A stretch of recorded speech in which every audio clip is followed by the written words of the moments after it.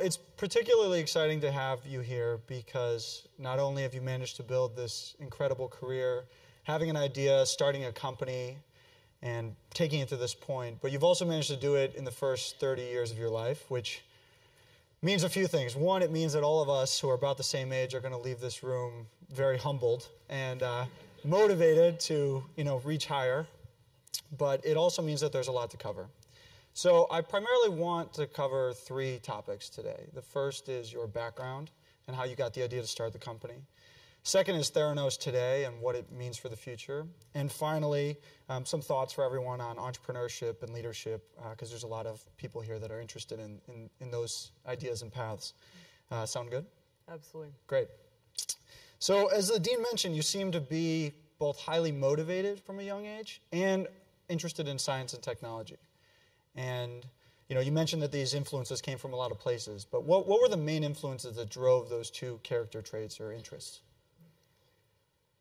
I think I was very blessed to grow up in a family that always encouraged me to believe that there was nothing that I couldn't do, and also, I was raised with a brother, and when a lot of girls were getting Barbies for their birthday, I was getting toolkits for building all sorts of things from an engineering perspective, and I feel very blessed to have had that as part of the norm for me when I was growing up. I think that being able to communicate to young children that there is nothing they can't do and to treat them like that at a very young age is incredibly powerful. When I was really young, I had decided I was going to design a time machine, and I came up with some quite impressive drawings for how exactly that would be done. And how young? Really young. My family was very serious about it, and that absolutely, this was going to happen, and I was going to create this, and so on and so forth. And that belief was a great gift. And likewise, I had exposure to my parents' work, which was in large part in disaster relief, and began to ask myself the question, what could I do to make a difference in this world? And that was something that I spent a lot of time thinking about. You mentioned that both your parents came from a government background, but you came to Stanford and in your sophomore summer decided to drop out to start a healthcare company. Why was that the decision, and wasn't it a hard decision to drop out at such a young age? It was a very easy decision. So you say that now. Well, I think people can benefit tremendously from really asking why they're doing certain things. And for me, I don't think there's anything I love more than Stanford, but I benefited from getting the training that I needed to do this very quickly, and I had the tools that I needed to be able to go out and begin making this impact. And so for me, it was time to do that 100%. And in fact, I was at the point at Stanford where I was already doing that 100%, and my parents were paying for these classes that were not cheap, and I wasn't going to them. So so that made it even easier. And Stanford's quite wonderful about these things.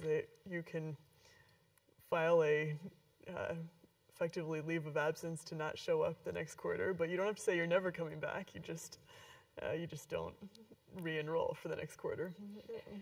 This is advice our dean probably may have not different thoughts by on. The dean. Yeah. Right. So did you have a backup plan? I mean, what if this didn't work out? What was your alternative? Did you have one? No, and I think that the minute that you have a backup plan, you've admitted that you're not going to succeed. So we are not big on backup plans. Yeah. That's gutsy. Yeah. So the motivation for the idea seemed to come from a few places. On one hand, you had this big ideological goal to change mankind, help mankind discover something it didn't know, change healthcare. On the other, you talk quite openly about how you hate giving blood, and you really related to that kind of practical, hands-on challenge. Yeah. Were both those motivations essential for starting the company? Are they both, for any idea, do you think they're important? Which one was more important? For me, and I think generally it was about the overarching mission.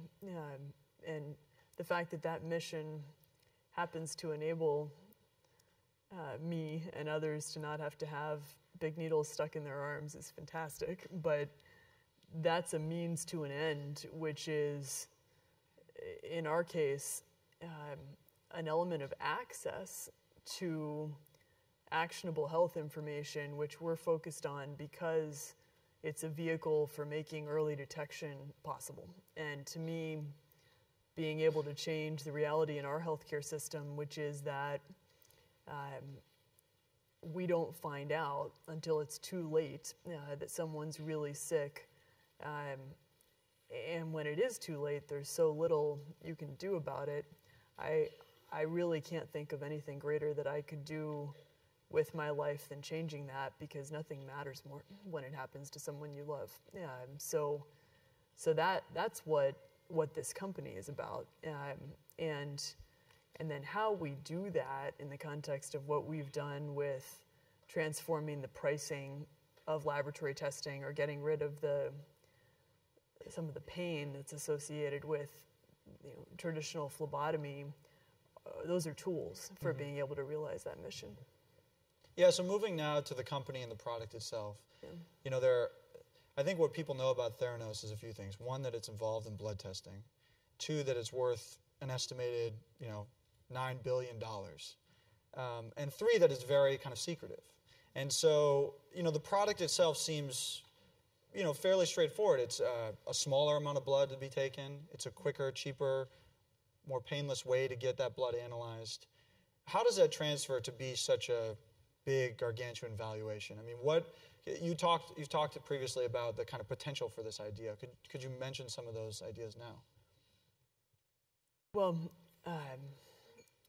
when you think about our healthcare system today, you cannot get a test done and paid for by insurance unless you're symptomatic for a given disease, which means unless you're walking in already having whatever condition a doctor is attempting to triage, you can't get a test paid for. And if we can make it possible for every person to be able to afford the ability to do these tests, we're in the laboratory space because laboratory data drives 80% of clinical decisions. And if that information can become accessible to people by transforming price, by transforming access, and for us, part of that is transparency, part of that is the tiny sample size, part of that is convenience of locations, and the work we've done on consumerizing the lab experience, you change outcomes. Because if people get these tests earlier in the disease progression process, not when they're symptomatic, but in time to see the onset of disease, you can do something about it. And that's transformative in the context of healthcare. Yeah, I think some of the things I've mentioned that have the potential to be unlocked with this product is, pancreatic cancer can be detected in blood, decades in advance or a decade in advance. Diabetes can be detected much earlier on. And that's the real potential there. The company's potential or the product's potential also has come under some criticism or, people warning about it because, in your TED Med talk, you talk about how access to information is every patient's right, access to their body, access to know what's going on. But, you have these other things like WebMD that give you so much information that, people like my father, frankly, read all the symptoms and kind of freak out that they have something or be too preventive or too overcautious. Right now, the product goes through doctors, but at some point, the vision is to make it, more expansive, I think. how do you think about the risks that access to information has, and how are you managing that? Sure. Well, what I have said and deeply believe in is that the fact that in some states, not all states, but some states in this country, it is illegal for me as a woman to be able to go in and order a pregnancy test to know whether I'm pregnant, and yet I can go buy a gun, buy a military tank, shoot myself, cannot make sense. Because for us to say to someone, not only can you not afford the ability to get information about your body, it's illegal, how are we ever going to change our healthcare system where fundamental to changes in outcomes is individual accountability? And so the first piece of this for us is it is a basic human right, one of the most fundamental human rights for every person to be able to protect the health and well-being of themselves and those they love. So to say that by law, you're prevented from paying out of pocket yourself for a test to get information about your own body cannot make sense. And there's some states like Virginia that have created fantastic models around the ability for consumers to order tests and protect physicians in the context of the indemnification for the physician community associated with that. Now, our model is physician-centric and was intentionally designed to be physician-centric because we believe deeply, too, in the power of the physician having access to that information exactly to interpret it. However, today, 40 to 60% of Americans do not go get their lab tests done when they're told by a physician to go do so. So our problem is not that people have too much of this laboratory data. The problem is they don't have enough of it.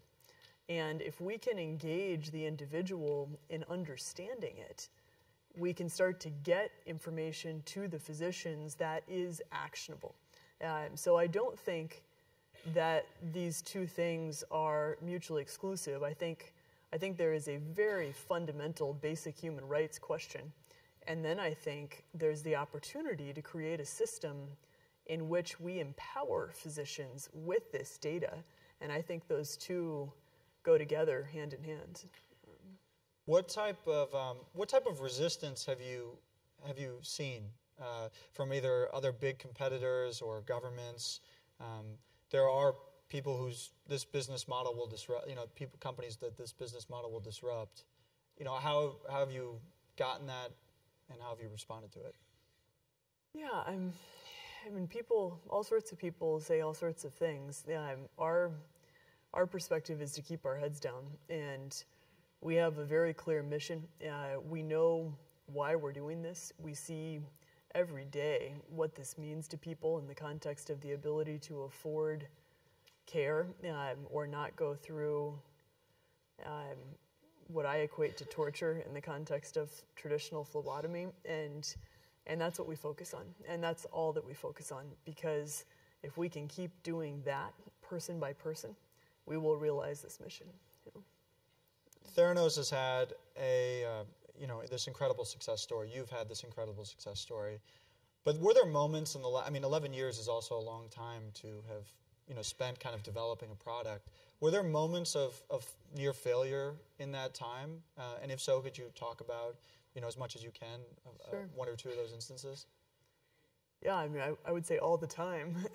It's you don't do something like this without embracing failure constantly. And I talk a lot with our team about the fact that our approach is to take the most swings at the bat. We'll get the most home runs. We'll also get the most strikeouts, and we're just not going to make the same mistake twice. But not going into this with the mindset that we're going to fail often and sometimes big means you won't be able to do anything. So I don't think there's been an area of the business in which we haven't failed in the context of ending up creating something that was truly great because we allowed ourselves to take the risks that were so big that we could actually do something transformative. Yeah, you seem to be quite comfortable with risk-taking, which is something I think we all could learn from for sure. Now that you're moving from the R&D phase to a more commercial phase, and this is a bit of a selfish question because I know there are MBAs in the audience that are interested in healthcare. How does an MBA skill set fit into Theranos, if at all? Do you think you need an MBA plus, like an MBA plus some skill set to kind of play in this world or have an impact? Or what is the MBA skill set? What value might it have to your company at this stage? Yeah. Well, we're hiring aggressively right now, and we have a very significant percentage of our company that's from Stanford. I think it's less about the degree and more about what do you want to do.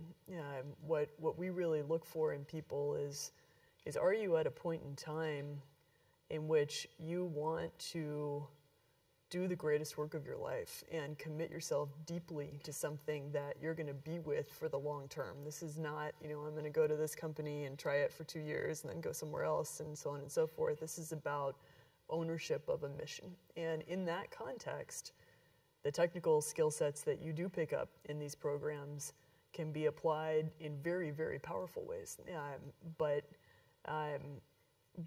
it starts with why do you want to do it, and where that lines up, then it can be very effective. You mentioned the need to show commitment to commit yourself wholly to this idea. You are known in your profiles as being a bit of a workaholic, for lack of a better word, in the sense that you have really committed yourself to this idea and have worked, nonstop on it for 11 years. Do you think that is essential to getting something like this that's transformative off the ground, or is it just a labor of love that there wasn't even a choice to pull yourself away from? I mean, where is it practical or just passion? I mean, I can speak from my own experience, Please, which is it's both. I think if you don't love it, it is so hard that you'd be insane to keep doing it, right? Because at some point you need to just look at it and say, why am I doing this? But if you love it, then as you face those challenges, they're not challenges because you love what you're doing so much that you would keep doing it over and over and over again. What we're doing in the context of our mission requires that kind of work. And so I made a choice to design my life so that I could do nothing but this. And that's because for this mission, that's what it takes. Do I think that's always the case? Probably not, but here it is. In addition to the commitment that you've shown, there's obviously a bunch of things you've learned along the way in this journey. For the potential entrepreneurs out there, what advice, one or two pieces of advice would you give to someone who wants to start a company today? Yeah. Say find what you love. Find what you love so deeply that, if you were to get fired from the job, you would start it over and over and over again because it's what you love. It's your mission, it's your calling. And if you're not doing it for that reason, then I think it's going to be very difficult because you can't build and create the same way if you don't have that type of passion. And how did you find that calling? I mean, you found it early on, which is a big reason why you're here today. For people still searching for that passion, is there any steps you took or things you took, or did it kind of just come to you? I mean, for me personally, I spent a lot of time thinking about what I wanted to do with my life. I've always believed that we're here for a reason, and that the purpose of life is to make a difference in the world. And to me, this mission was the way that I could make the greatest impact with my life. When I think about what we were talking about earlier in the context of the fact that, in my opinion, nothing matters more than what you go through when you lose someone because you found out too late. I think as you get to know yourself and you find what you love, what you really enjoy, what you would be doing if you weren't paid for it ever, right? And then the fact you get a salary kind of blows your mind. I mean, that's what you're looking for. Switching gears a little bit, you are, we were talking in the back about, the overall state of Silicon Valley and how there is a shockingly low number of females in senior leadership positions, particularly in science and technology. And you've been vocal about how you don't feel gender has played a role in your path. But the disparity is there, and having spent 10 years here, I'm curious, why you think it was different for you, why you think that disparity exists, and kind of what can be done about it. Well, I think it goes back to at a very early age helping, and I will do with my life everything I can on this to spend time with little girls on the fact that of course you can do this, and no, science is not harder than English, and absolutely that women should be founders of multi-billion-dollar technology companies and be CEO. And creating that set of role models, I think, is really, really critical, because in a lot of places there's a different conditioning there, and I think if we can shift that mindset, I had a conversation with the head of the Girl Scouts about this, and she was saying that they got together all the valedictorians of their program, and they put them in a room and they said, okay, raise your hand if you think you're going to be a leader in technology business. And none of the girls raised their hand. And these were class valedictorians. And she said, we were shocked. So we spent all this time trying to understand why. And what they came back with was there weren't enough role models for them to see themselves in those positions. And I think if we can change that very, very early in terms of the mind shift, we'll see a lot more of it. And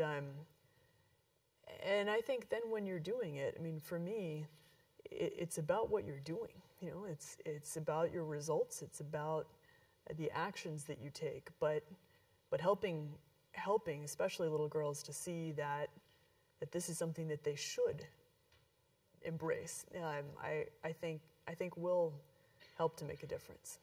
And so the difference for you might have been that your parents or teachers or other influences in your life, instilled that interest in you from an early age. Absolutely, and I think as importantly, I wasn't weighted by influences that I couldn't do it, or shouldn't do it. Yeah, that's great.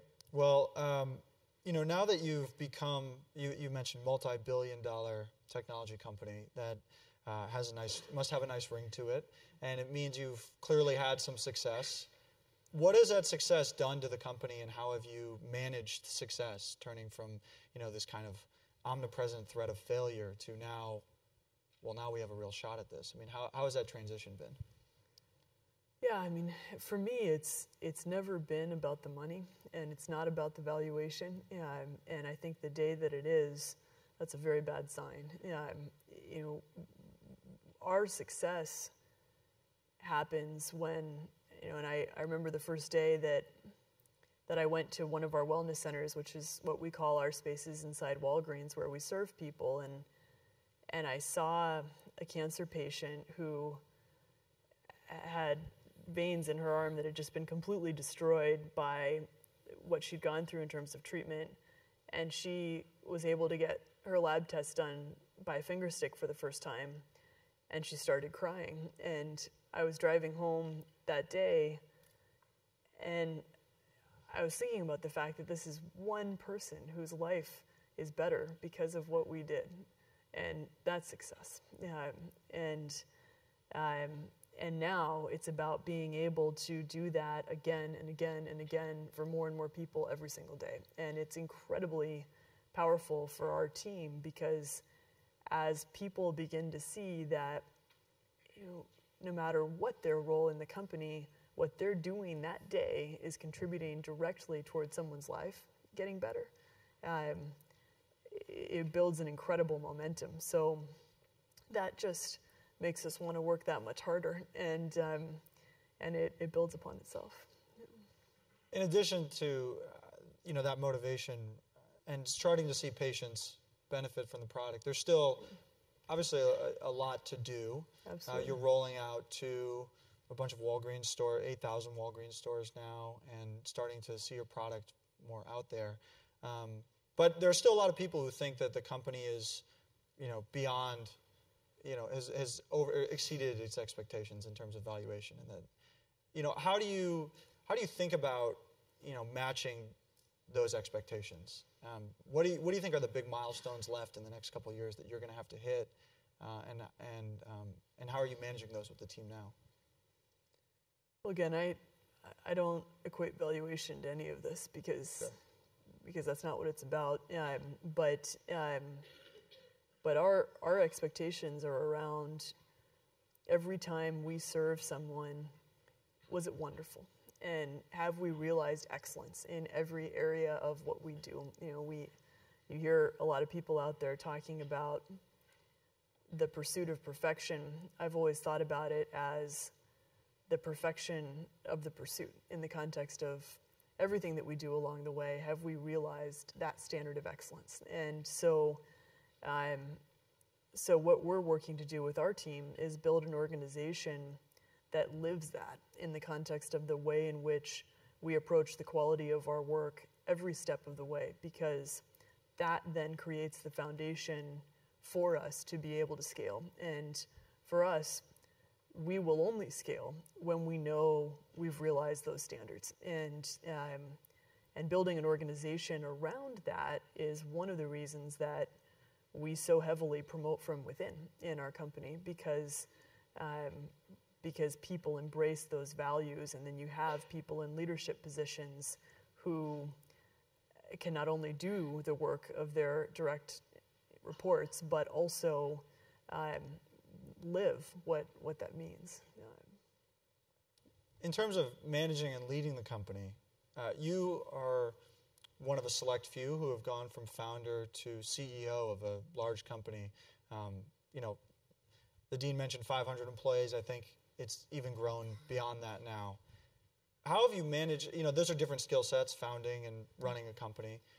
How have you developed each of those skill sets, and how have you managed to, lead this company from a small organization to a big startup still, but startup today? Yeah. Hopefully we'll always be a startup. Yeah.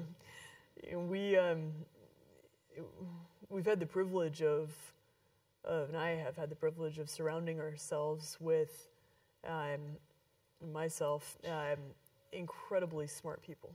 And that combined with jumping in and doing it and teaching myself is the way that I've approached everything that I've done. And there's nothing like rolling your sleeves up and failing a bunch of times to figure out how to do it right. Well, you have a lot of a good advice. Your board of directors is unique, but clearly has a wealth of experience to offer. It's composed of, I think, 3 former cabinet members, 2 former senators, a bunch of military brass. It's definitely unconventional for Silicon Valley. Why did you pick that group of people to be on your board of directors, and what are the main lessons they've given you? Main lessons they've given me would take a while. I had the privilege of working with these people in very different capacities, and as I got to know them, asking them to be part of this company. And our board serves in a very strategic capacity in the context of really thinking through, for example, how do you leverage a solution like this to change the economics of the healthcare system? And these are people who are brilliant strategic thinkers, and we've had the privilege of engaging them in that context. I'm just trying to imagine being in a room with Henry Kissinger and George Shultz and having a conversation about the future of healthcare. It must be an interesting experience to get advice from all these people. What, in terms of advice outside of this board, what's the kind of best advice you've ever received that you could pass on to all of us? I think finding your passion. I think Winston Churchill said it pretty well on the never ever ever ever give up statement. And someone once said to me that, if you can imagine it, you can achieve it, and I think that's pretty true. Great. The last question I want to ask before we move to Q&A from the audience, so please get your questions ready, is that in your first 30 years you've achieved a great deal. Many of the things that most of us would be happy to have over an entire career. That's not to say there isn't a lot of work to do, and I recognize that the work is not over. But how do you think about your legacy going forward, what the company will do, what you will do? Are you setting the goalpost further now that you've gotten this far? Well, we will never consider ourselves successful until we hit a point in which every person is able to do laboratory testing without having to have big needles in their arm, and help to realize a world in which early detection becomes a norm in healthcare. So we're just getting started. Right. Well, I want to move to audience Q&A. We are going to have 2 microphones on each side for the ground floor. And we're also going to be taking questions from Twitter for those in the top or those that don't get a chance to get to a microphone. So please tweet your questions to the hashtag up here. Okay, so we're going to start with a Twitter question with Ninoy. So you have a question from Twitter from an MBA1. What challenges have you come across as a young first-time CEO, both inside and outside Theranos? You said what challenges? Yes. Trying to think of what challenges I have not come across. I don't think that there has been anything that we have done that was easy. And I don't think that there's been anything that we've done that that didn't require an incredible amount of hard work and rolling up sleeves and failing a number of times. This is not a line of work that you pick if you're looking for something that is challenge-free. So I would say I don't think there's an area in which there's no challenges. Okay, we'll go to, I think, right here. Just stand up and introduce yourself, please. Hi, Adam Gold. Quick question about doctors and the existing health infrastructure. It's very complicated to even get a test once you have one. You said 60% don't even do it. But how do you change this system that seems to be one of the most complicated, legally, politically, to enable even the technology is a breakthrough? How do you actually get patients to do it? Great. Yeah, I really believe that the answer to our challenges in healthcare is the individual. And one of the reasons that I feel so strongly about the fact that we cannot make it illegal for people to have access to information about their own bodies is that if people can't even understand information about themselves, how are they going to understand how to change their life in such a way in which you can change outcomes, right? And so many of these diseases, I talk all the time about type 2 diabetes, which is 20% of our healthcare spend, and yet we have 80 million people in this country who are pre-diabetic, 90% of whom don't know. And type 2 diabetes is reversible through lifestyle changes and diet. So I think if you can get engagement at the individual level, you can then begin to make the interaction with the physician more actionable. Because if a physician, for example, does not have lab data, it's not actionable. So our approach has been to do whatever it takes to facilitate access for individuals. And that can include completely transforming pricing and transparency around, for example, the cost of laboratory tests, because people haven't been able to afford it historically. It costs them a few $1,000s to get a test done. And if we can shift that, you begin to facilitate engagement, and with that engagement comes understanding and more actionable decision making. Just to follow up on that, diabetes is one of those things that I think people know that eating healthy or working out or living a healthy lifestyle is a good idea, and that diabetes comes from not doing some of those things. Do you feel like your product changes that behavior? I mean, they have that information in some way. Do you feel like the product actually can change their behavior in a meaningful way, or is it just another step in the process of trying to get that done?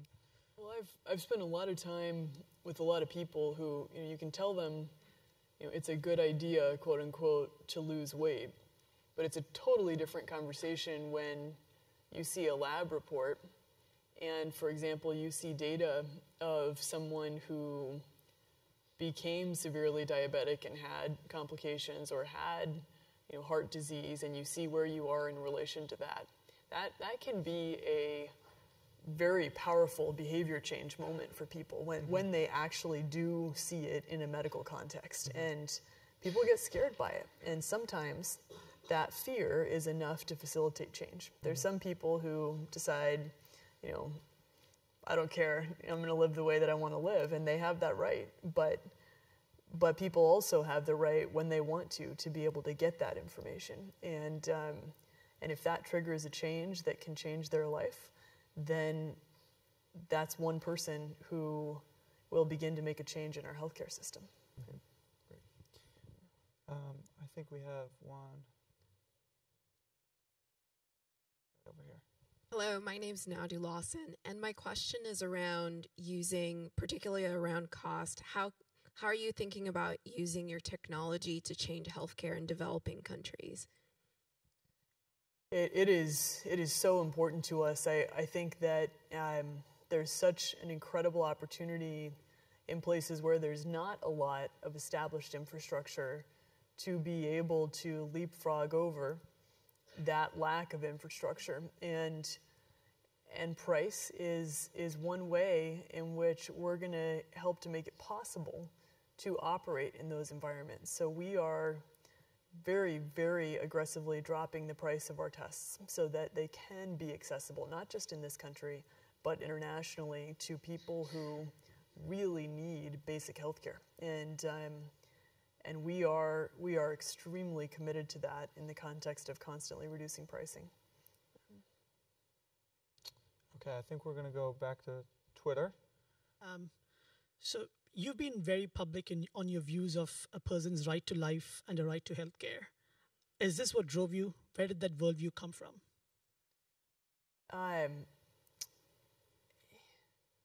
That worldview came from seeing what it means for people to be denied that right. And for example, in the United States, until mid last year, in many states, even if a physician ordered a lab test for someone, it was illegal for the person to get copies of their own results ordered for them by a physician, right? And yet somehow these people are going to be accountable for their own health care and their own health care outcomes. I mean, it's not going to happen. And the reason that this information is so important is because if you have access to it early in the onset of disease, there are things that can be done to permanently change outcomes. And yet for that to be denied, not only is a symptom of the larger problems in our healthcare system, but means that we're going to have to say goodbye too soon. And being able to help build a world in which you don't have to say goodbye too soon is what drove me. I think we have back here, back there. Yeah. Oh, yeah, great. Oh, hi, I'm a freshman here. My name is Jerry, and I have a question about you mentioned that by the time you left Stanford, you got the feeling that you have the skills or the ability to really go out and to do the things you want to do. So can you tell us about what are the assets, whether hard skill or soft skill or resources that you had at that time that help you get this feeling? Thanks. Yeah, I don't know that I could define it as, here's your checklist of the skills that you need and then you're ready to go. But for me, it was more realizing what I was born to do and what I wanted to do with my life. And when you know that and you found what you love, you go do it, right? I mean, you devote yourself to it. And I found that. And I had wonderful exposure through the engineering programs here at Stanford to be able to know enough to figure out how to start building it, and that was enough to get me started. In 10 years, Jerry's going to be up here probably with a new company, huh? Okay, do we have a question in the back here? Yeah.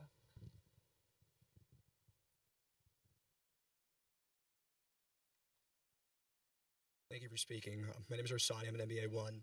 So there's been, I'm sorry? Just a little louder, sorry. So in terms of the controversy that's gone on in the medical literature concerning if you can get accurate results with a finger stick as you can from a normal peripheral IV, and all the adoption and regulations the company's going to have to face moving forward, what do you see as the next biggest hurdle for Theranos in sort of adopting this vision that you have? Yeah, so there's not debate in the medical literature about this. There's debate by certain other lab companies about this. And this is very simple. What you do is you take a bunch of finger sticks and you take a bunch of venous straws and you compare the results and you see if they're the same. And we've done this for every single one of our tests, and we have validated every single one of our tests according to that. And we decided that we wanted to submit every single one of those tests to FDA, which has not been something that laboratories have done traditionally, and is very controversial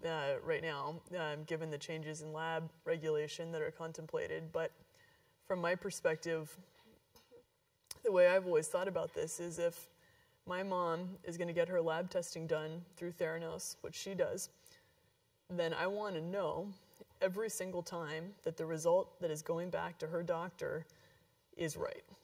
And in order to know that, I have to go do very extensive clinical studies. And if I am going to do those studies, which we must, why would I not submit that data to FDA? And so we are.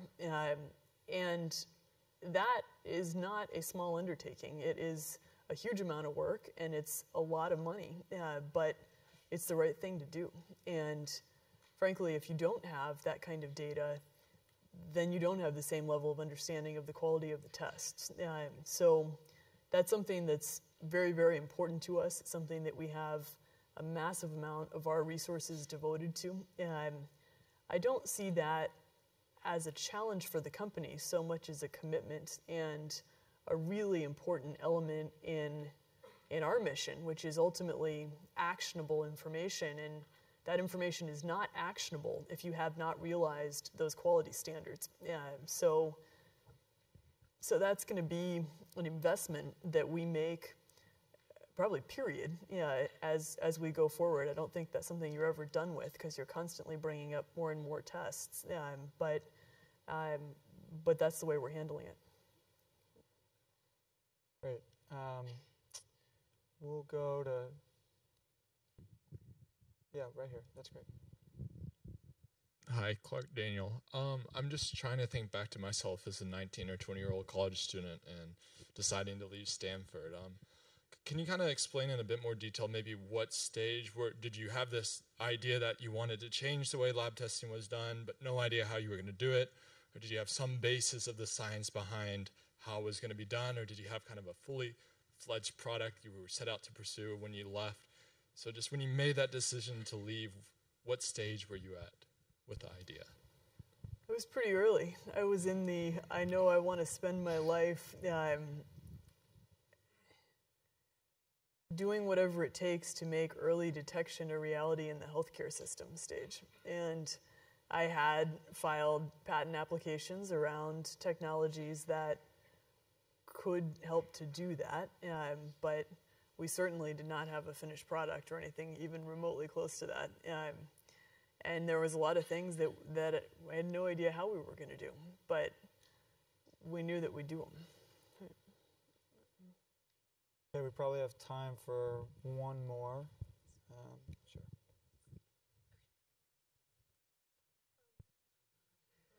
Oh, we'll do two more.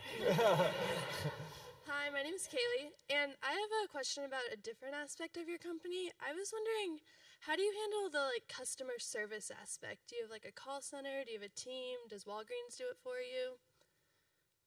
Yeah, we do it ourselves because it's so important to what we do, and that experience, the service standard that we can provide, really matters to people. So it's an organization that we're building, but we were talking about excellence earlier. Excellence there is imperative in being able to realize the type of individual engagement that we want to have in people's ability to connect with the testing process. So it is not a small undertaking, but it is as critical as anything else that we do. All right, and last question. Laura Fallon, I'm a second-year MBA student. You referenced designing your life so that you had the ability to do nothing but this. Could you speak to ways in which you manage yourself or took steps to design your life in that way? Sure. I'm a little extreme in that regard. But I mean, I literally do this 7 days a week. I'm in the office 7 days a week, or at an office facility 7 days a week, and I've done that from the day I started the company. I've never taken a vacation, and I've never wanted to, because I would rather be doing this in the context of what we're doing, and I am at a point now where I only engage with people in the context of our mission, and I've trained myself to sleep very little hours and eat certain things so that I have as much energy as possible all the time, so that I can give everything that I have to this. Maybe we'll circulate your diet, so I can start. Yeah, I don't know. I don't think it's going to be popular. Start mimicking. It's going to be very unpopular. Painful. Yeah. So I'll take the last question with a few minutes remaining here, which is a question we ask everyone. It's a question we've all had to answer to come here to the GSB, and I feel like this might be an easier answer for you than most, but the question is, what matters most to you and why? Well, it's our mission, right? It's being able to see this change in the world, and to be able to leave this world a better place by having changed something that's so fundamental to every person's life, which is the ability to have access to information that can either, on the one hand, mean you're not saying goodbye too soon, or on the other hand, mean you're living the life you have the potential to live, which so many people don't get the chance to do because they don't find out in time to be able to change things. Well, thank you for coming to View from the Top. Thank you for having me.